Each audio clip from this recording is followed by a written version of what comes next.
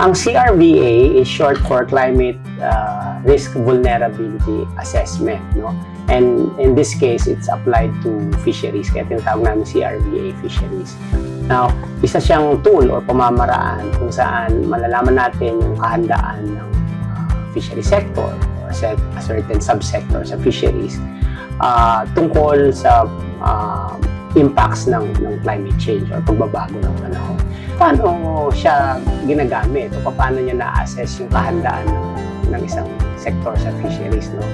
In effects to climate change. Now, yung CRVA or pag-assess ng vulnerability, kasi nga climate risk vulnerability assessment, yung vulnerability, pag tinignan nyo, sa parlance ng climate change, no? Tatlo yung mini-measure natin. No? Meron tinatawag na exposure, sensitivity, tsaka adaptive capacity. So, titignan yung tatlong element na yun. At pagsasama-samahin nyo, malalaman mo kung low, medium, or high yung vulnerability ng isang sector.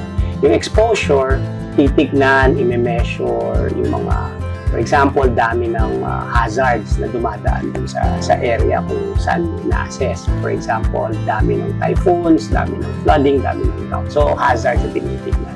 The second one is yung sensitivity. Tinitignan mo yung system na ina-assess, no? Kung okay pa ba siya or hindi na. Tipo, kung baga sa tao yan, healthy ba siya or may sakit. Pag may sakit na, for example, sa isang fishing ground, pababa na yung stocks. Ibig sabihin, may sakit na siya. As compared sa isang area na okay pa yung population ng isla. So, yun yung sensitivity. And then lastly, titignan yung adaptive capacity nung sector na ina-assess, no? So, meaning, kaya ba niyang mag-cope up, no? Doon sa kung magbabagyo man o darating man tag-init, can they cope up, no? Meron ba silang pamamaraan kung saan pwede silang lumaban, kumbaga doon sa epekto ng init, for example. Yeah, gaya ng nasabi ko, kasi nga merong Fish Corps project or Fisheries Coastal Resiliency Project na ini-implement ang Bureau of Fisheries and Aquatic Resources and na-funded ng World Bank, ano po. And isa sa mga kailangan gawin under this project is tingnan yung present resiliency, no, ng mga communities patungkol nga sa kahandaan nila sa climate change.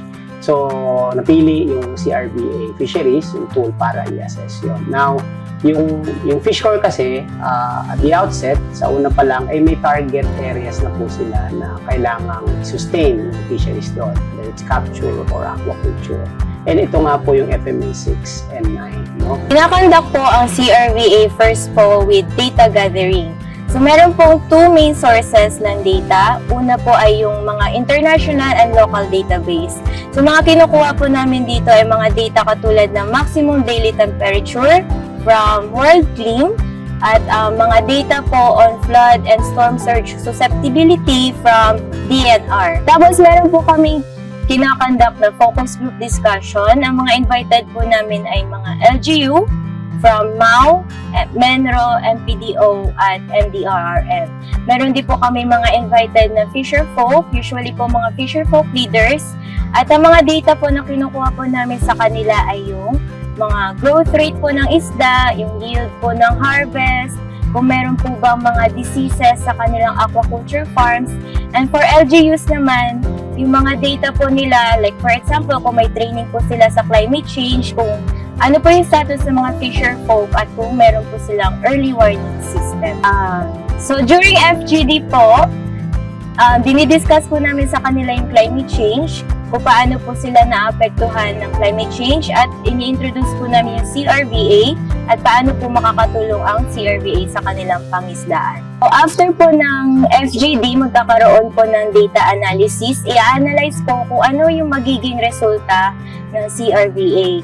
And during po the analysis, makikita po kung ano yung mga weaknesses or gaps ng LGU na kailangang gawan ng intervention. So dyan na po lalabas yung mga recommendation ng intervention per commodity per site po.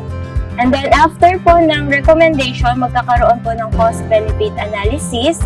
Sa cost-benefit analysis po, titingnan kung yung mga intervention po na inirekomenda ay makakatulong nga po sa mga mangingisda kung tataas na po ba yung kanilang kita. Cost-benefit analysis survey po, tatanungin na po sila kung ano yung pinagkakagastusan, ano yung pinagkakakitaan, at ito po yung gagawing basis or baseline para po i-compare kung tataas na po ba yung kita nila with the intervention po na inirecommend po ng CRVA.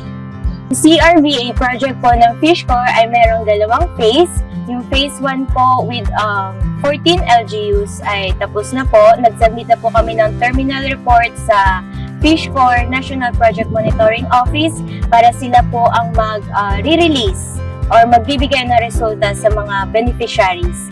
And lumabas sa aming mga focus group discussion based na rin sa analysis ng CRVA. Ang isang mga lumabas na mga solusyon, no, na nakikita is yung paggagawa nga ng what we call climate information service. Ngayon, ang isa sa mga lumabas sa mga discussion ay bigyan nyo kami ng pamamaraan kung saan malaman namin kung ano mangyayari, let's say 1 week before or 2 weeks before, kung lalakas ba ng malakas ang ulan, no, or magkakaroon ba ng kahit papaano flooding, so that yung system nila, alam kung may aquaculture fund sila or mangingisda sila, ay mapapag-preparean nila yun. So yun yung isa sa mga number 1 na lumabas, na provider sila ng weather information, which we call nga climate information service. And then another one, other things na lumabas doon, yung nature-based solutions, no? Na like yung pag-rehab ng mga mangrove areas, and also aquaculture technologies, like for example yung submersible mariculture, no? Kung saan pwedeng pag malakas ang bagyo, pwede nilang ibaba yung kanilang mga mariculture cages para hindi masisira, and then pagdaan ng bagyo pwede maangat. Mga bagay na nakita namin na pagdiskusyonan na pwedeng gawin in terms of climate change adaptation. Kasi nga, marami sa areas are moderately vulnerable. Of course, ang BIFAR Region 1, specifically the PFO Ilocos Sur, ay talagang napakalaki ng support with this CRVA, since it's very timely and relevant right now kasi marami tayo na experiences when it comes to climate. And we are now on the stage of using science-based approach. So we are providing appropriate technology or appropriate intervention based on science. That's why this CRVA ay napaka-importante para sa ating mga fishermen. Ang role namin sa LGU ay i-coordinate sila sa umattend sa meeting ang mga fisher folk. Ang pangalawang role namin ay magbigay ng datos sa mga para sa proyekto. Ay malaki talaga ma'am yung pa-apekto ng climate change kasi nga pabago-bago ang panahon.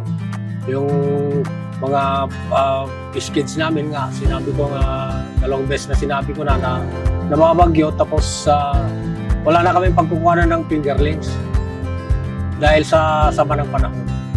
Matutulungan po kami ng CRVA para po dun sa intervention po na tinuro nila sa amin, maiwasan po namin yung mortality ng hipon namin. By means of it, mapapadami po namin ang production ng shrimp namin. I'm hoping na eventually talagang ma-adopt siya sa policy, no, ng Department of Agriculture and other people, no, other government agencies, to again provide that foresight what can happen when climate change is there, and so therefore we can prepare our people appropriately, and what to do to address those possible